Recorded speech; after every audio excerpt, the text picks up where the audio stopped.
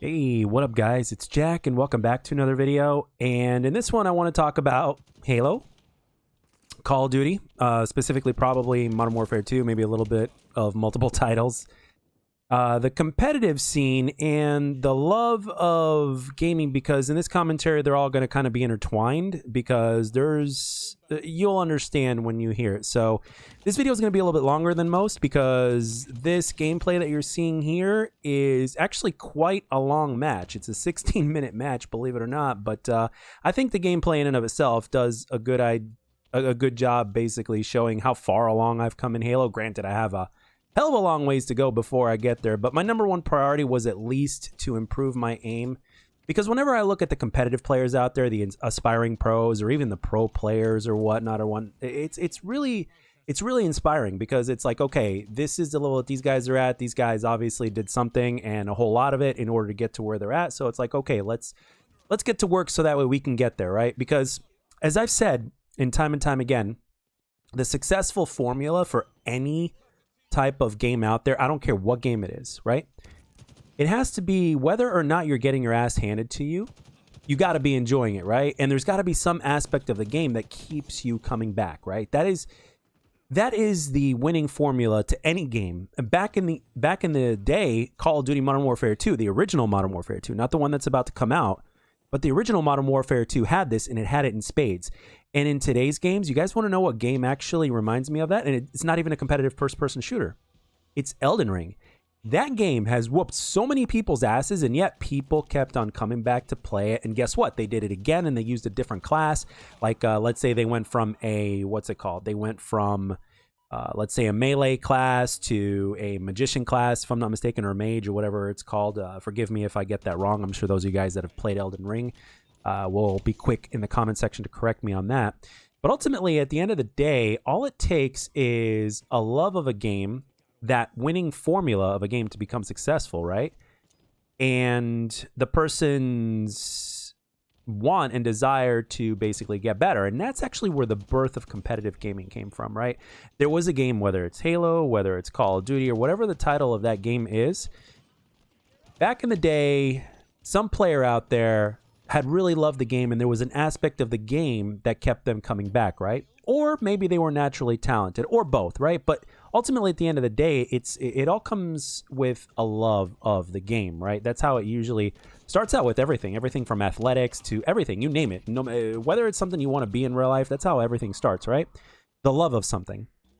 And then eventually you love it so much, and you love doing it so much, that you want to get better. You're going to watch those that have come before you. You are going to watch video, review the tapes, or you might contact somebody and ask them for advice or whatnot and stuff like that. And the next thing you know, you are slowly but surely becoming a competitive player. And because you're taking the game more seriously than the average bear, lo and behold, that is basically where the love of competitive came from. Now, granted, not all of us want to compete, like in the upcoming Halo tournament that's taking place in Orlando, which is actually my home state.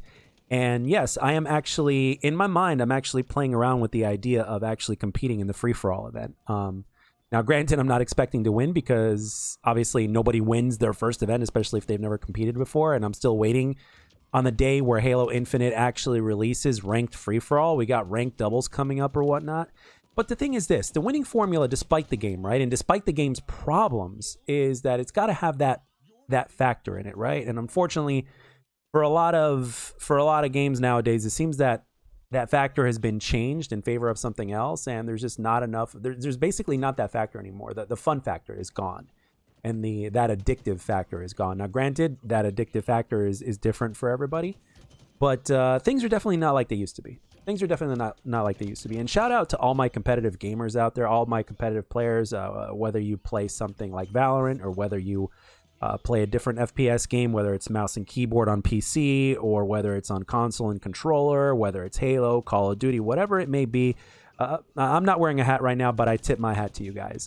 You are definitely an inspiration, because every time I want to get better at something, I always look at those that are better than me. Sometimes it's in the form of content creators or streamers, and sometimes it's in the form of pro players. Thanks to the popularity of the internet and YouTube and Twitter and all forms of social media out there, you have access to that. But whether or not you take it seriously and how you take it seriously is completely up to you. And that's something that thankfully has not changed over time.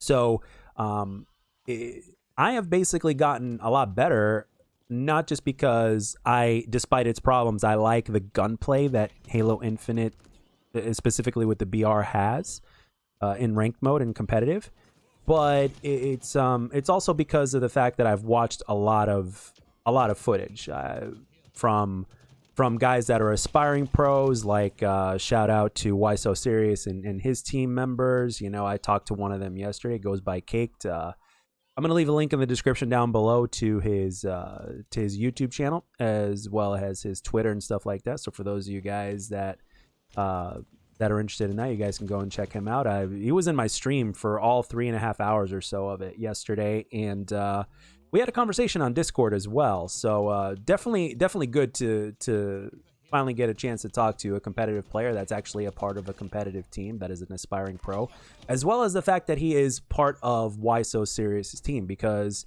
back in the day, back in Modern Warfare 2019, Why So Serious all of a sudden became known thanks to a shout out by 8Thoughts and the fact that he is all about exposing all the BS that's going on with competitive play at this point right now, as well as the things that are going on with Call of Duty as far as the patent goes.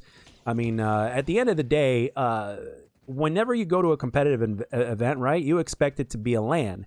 Well, unfortunately, in this day and age, it's not really LAN anymore. It's there's always an internet connection, and there's all sorts of problems and stuff like that come with it, and this includes cheating.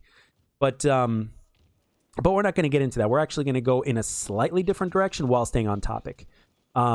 What I want to say is that right now, as far as this is the thing, this is one of the reasons why I wanted to make this video and talking about a multitude of things. Number one, it's got both to do with Halo and COD, especially with the Microsoft takeover. That's actually said that it might happen sooner than June or July of next year. It might even happen towards the end of this year. And it's also the fact that will things change? And at the same time, everybody points their finger to this game here in the background that you're seeing in front of you.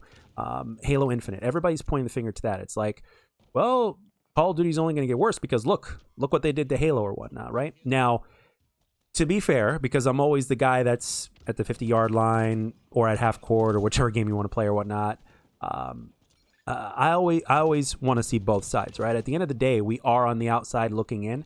And granted, thanks to social media and a few leaks here and there, we do know more than we would otherwise. But with that being said, we're still on the outside looking in. Like, how many developers are really working on Halo Infinite for 343 to be this quote-unquote incompetent? Are 343 that bad? And what else is going on with Call of Duty, right? They have all hands on deck working on Modern Warfare 2, and it's going to be a 2-year game. Thankfully for me, in terms of to get to my first-person shooter fix, I have to thank Halo for actually taking me away from Call of Duty. Actually, I have to thank Call of Duty from taking me away from Call of Duty, and Halo from taking me away from Call of Duty, because as you guys know, over the last decade plus, it was all about Call of Duty, right? And then starting at Modern Warfare 2019, they changed what Call of Duty is. So basically everything Black Ops 4 and previous is what I consider classic arcade first-person style shooter Call of Duty, which unfortunately in this day and age is becoming less and less arcadey and classic, and it's turning into something else. It's more tactical. There's a lot of changes that have been implemented as far as the map design, the lines of sight, even the spawn system, and then of course you got the patent, and then in competitive tournaments you got the fact that it's not true LAN anymore, and everything else that comes with it. And as I mentioned previously, the cheating has gone rampant, and that's another thing. It's like Elden Ring is the perfect example of what gaming should be like today, which is another reason why I believe that Elden Ring is not only going to win Game of the Year, but it's going to deserve Game of the Year. Now, granted, God of War is my most anticipated game, God of War Ragnarok, and yes, I would love to see Sony Santa Monica win another Game of the Year, but honestly, Elden Ring has had such a huge impact in so many ways, and in more ways that God of War could. You know why? Because Elden Ring whoops your ass. It's part of the thing. And the thing is, so many players, both novices and players that are experienced in Soul games, have gone through this alike. And guess what? They've made it to the other side, or they're working on making it to the other side. And they keep coming back and playing the game, regardless of the fact that they're having a hard time beating it.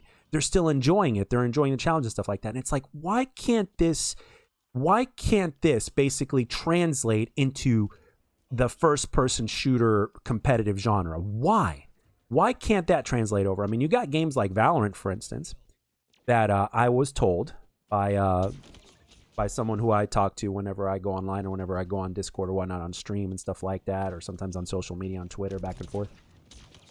I've been told that Valorant has one of the best, if not the best, anti-cheat out there. So now I know that Valorant is obviously not everybody's playing Valorant because not everybody plays on PC. I totally get that, but the point still stands that Valorant has an amazing anti-cheat, right? So it's like, how is it that some of these other games, now granted, I know that there's a larger player base, but still at the same time, it's like, how is it that there's, why can't we get that level of anti-cheat in games like Halo or games in COD? And then there's even the question that, well, does anti-cheat really exist? Because at the end of the day, they'll say, Halo Infinite is a free-to-play game, live service, blah, blah, blah, and all that kind of stuff. So it's like, yeah, let the cheaters run rampant. And then you've got Activision, basically, that has given us the vibes of, well, cheaters are customers too, so it's like, whatever, we'll ban their account or whatnot, and they can make a new one or something like that, and they'll have the illusion that that they're doing something about it when they're actually not, right? Because as we know, Activision is very good at bullshitting their the community, basically, the Call of Duty community, and the majority of the Call of Duty community, which is not us, right? We're the minors, we're the minority, right? We hardly matter at this point. We're a much smaller player count, right? So, and we can see through the bullshit and the illusion, but your casuals will not. I mean, it's no different than what's going on with dieting, right? Like, basically, if they go on and say, on TV or whatnot, hey, this is how you lose weight and stuff like that, a very large chunk of the population is going to believe a shit ton of things that that's shown on TV, even though it's complete bullshit. Denzel, shout out to Denzel Washington, the actor, said it best in the movie Training Day. You know what he said? He said, you see this newspaper here? It's 90% bullshit, but it entertains me, so I read it. That was in the beginning of the movie, and I love that movie. Training Day, for those of you guys that have not seen Training Day, I know some of you guys that watch me are a little bit younger. If you have not seen Training Day, do me a favor and yourself a favor, watch Training Day by any means. And if you don't have the means to get Training Day because you don't have the right streaming thing that you're subscribed to or whatnot, I mean, you got YouTube, so it's like, look up some shit on Training Day. You will love that movie, and as a matter of fact, it will make you want to watch that movie, and I'm pretty sure you can get it cheap from Amazon too. Just get it on DVD, get it on Blu-ray, or whatever, digital. It's an older movie, but it is a hell of a fucking movie, and everybody should see Training Day. So anyway, going back on topic. So, and even when it comes to competitive play, if you really want, no matter what problems a game has, right? No matter what problems the game has, no matter what they've increased or decreased, no matter what, the player that is truly the better player more often than not, despite the game's problems, will actually come on top because they take the game more seriously. They've studied the game a lot more. They understand how spawns work better. They know their call-outs better. They know a few tricks of the trade here and there. Their aim is better because they spent a lot more time perfecting it and using the correct technique, or maybe even going to pro player streams and asking them questions or things like that, or even on Twitter, you name it, or a combination of those things, right? So, so that thankfully is still intact, but unfortunately, there's still a lot of problems that need to be solved. And unfortunately, like I said before, we are the minority when it comes to this. Like, people that are making videos complaining or or talking about these problems, or even Why So Serious and his team, whenever they go to these events and they film the things that happen over there, and they're basically calling out all the bullshit that happens. Like it or not, we're in the minority, and the guys that are not only in charge, but the big organizations out there, they want to keep making their money. On one hand, you can't really blame them, but on the other hand, it's like, well, you got to speak up and say something. What do you want? The entire community to cheat? I mean, do you want to turn it into a circus, a bullshit fest? But at the same time, a lot of things are bullshit fest, right? Kind of like the newspaper and the news, like we talked about earlier, right? And again, I'm not really getting political or anything like that. I'm just giving you an example. But if you want to take it up to there, you can. But that's as far as I'm going to go as far as this commentary goes. And and I'll be 38 at the end of September, and I am actually playing with the idea in mind in the Orlando event to actually compete in the free-for-all event. If not, I'm going to try to make it to go over there as long as nothing pops up, knock on wood or anything like that.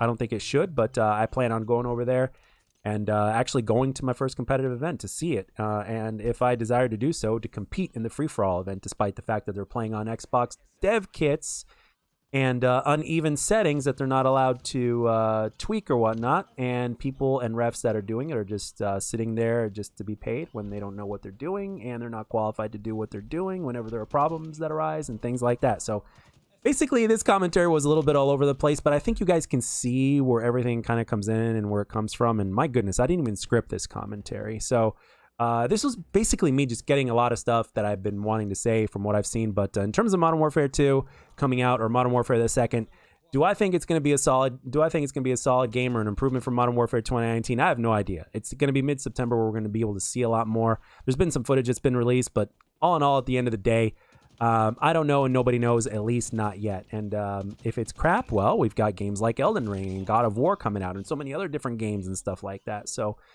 it's good to get away. But at the same time, if there is something for your first-person shooter fix, for those of you guys that are strictly first-person shooters, if there's something that keeps you coming back to a specific game, by all means, play that game. It's and you can always switch. Me playing on mouse and keyboard on PC when it comes to different games, it's great. And yes, Modern Warfare 2019 does play and run better on PC, but you can put sugar on a piece of shit, and it's still a piece of shit. You know what I mean? So anyway, I think I am out of time on this one, guys. I hope you enjoyed the gameplay in the background. If there's anything that you want to mention in the comment section down below, please let me know. And I'll catch you guys on the next one whenever I see you. And have a great rest of your weekend.